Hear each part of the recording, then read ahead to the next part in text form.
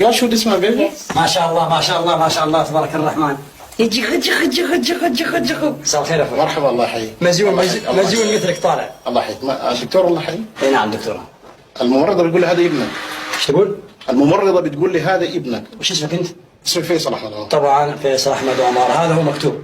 فيصل احمد عمر. لا هذا مش ابني يا عزيز. شو مش هذا؟ هذا مش ابني، تأكد معلش، احتمال يكون عندكم غلط ولا شيء يا دكتور.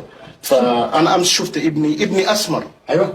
وشلون هذا أبيض؟ يا اخي انت اسمك فيصل، هذا هو كاتبين اسمه فيصل، وبعدين للمعلوميه هذا اخر طفل عندنا. معلش احتمال يكون بدلته، حد اخذ ابني بالنوع الغلط ولا اي شيء، لكن هذا ابيض يا تفضل. ها؟ هذا ابيض. لا هذا اسمر انا شايف. هذا ابيض يا دكتور. انا شايف اسمر. يا دكتور انت بجدك؟ شلون جد اتكلم معك؟ دكتور صاحي شنو دكتور ايش يعني؟ هذا مش ابني انا بقول لك. ليش تصايع علي؟ هذا طفلك، خذه يا اخي هذا مش ابني. خذ اقول لك. يا دكتور انا بقول لك هذا مش ابني. بالمنطق هذا مش ابني، هذا ابيض. ايوه. جيب اي حد ثاني يشوفه هذا ابيض. يعني انت اسمك فيصل احمد؟ اسمي فيصل، الاسم مش كفايه. هذا مكتوب. بعدين طيب ما هو ابنك عبر فيه يومين كذا 3 ايام 4 ايام، مر علينا نعطيك واحد غيره. يلا خذه بسرعه. يا دكتور ما فيش مسؤول هنا؟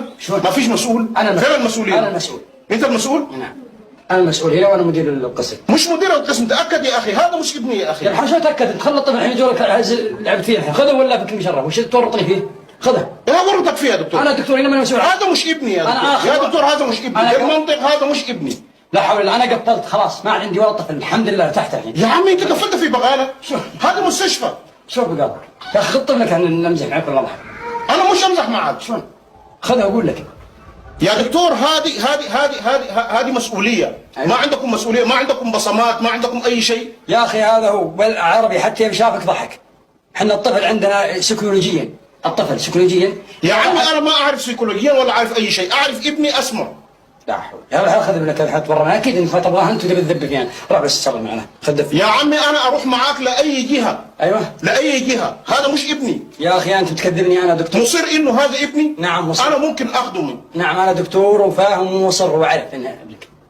طيب أنا حأخذ الابن، حأخذه وحأشوف أنت ورا. طيب تعال شلون يعني شلون تاخذه؟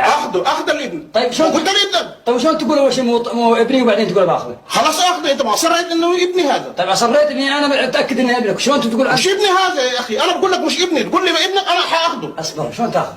أخذه. شلون تاخذه؟ أخذه أروح به لأي جهة. تاخذ الجهة؟ أيوه. تاخذ الطفل تقول هذا مو ابني تورطنا فيه؟